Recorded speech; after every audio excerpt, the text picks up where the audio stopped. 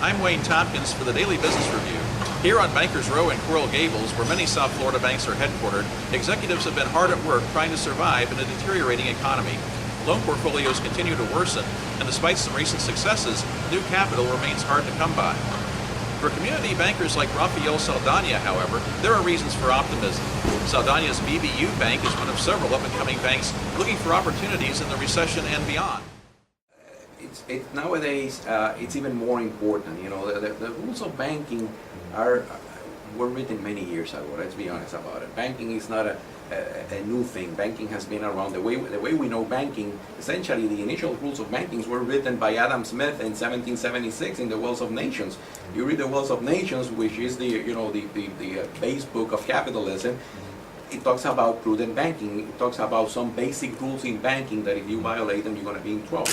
So essentially what's happening is we're going back to those basic rules. And I like to use the word prudent because it's not about being aggressive or conservative, it's about being prudent. You can be prudent and still be fast. Mm-hmm. You can be prudent and still move fast in acquiring market share, in tackling new customers, in being out there. So prudency is something that goes all the time. In an up market, in a down market, all the time, prudency, it's critical.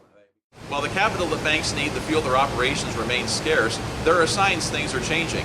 3 area banks recently held successful public offerings. The latest threat for community banks is a decline in commercial real estate. Miami attorney Hal Lewis has seen a disturbing transition. We're seeing now the differences we're seeing now starts with we're seeing more what I consider traditional commercial product, more traditional commercial product to be coming into essentially our pipeline of foreclosure. Could be strip centers, could be larger shopping centers that were anchored. It could be office-related land, or that was going to be built out for the office type situation, or it was going to be built out for an industrial type situation, or it might just be simply failed office buildings themselves. But we're seeing what I consider to be more of the traditional commercial product now coming into the foreclosure pipeline. So what does this mean for community banks? Well, the implications for the banks are serious, I think. Depending on how well the bank is capitalized, and it's many of these local banks do have a lot of substantial private capital behind them, and some of the national banks, as you know, use TARP money. There's a lot of sources of capital available, but clearly they don't want their balance sheets to deteriorate any further. But they're certainly taking it seriously. Martin Schreier of K&L Gates says consolidation among local banks is inevitable, and some deals are already in the talking stages.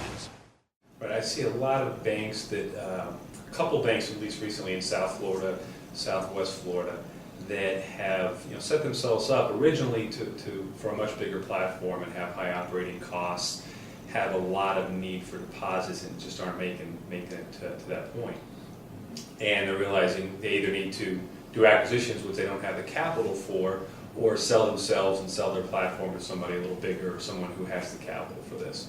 And they're still stuck on some of the valuations that were there a year ago or a year and a half ago, but they sort of come to the realization that they're going to have to get whatever they can get for what they have. In Coral Gables, I'm Wayne Tompkins for the Daily Business Review.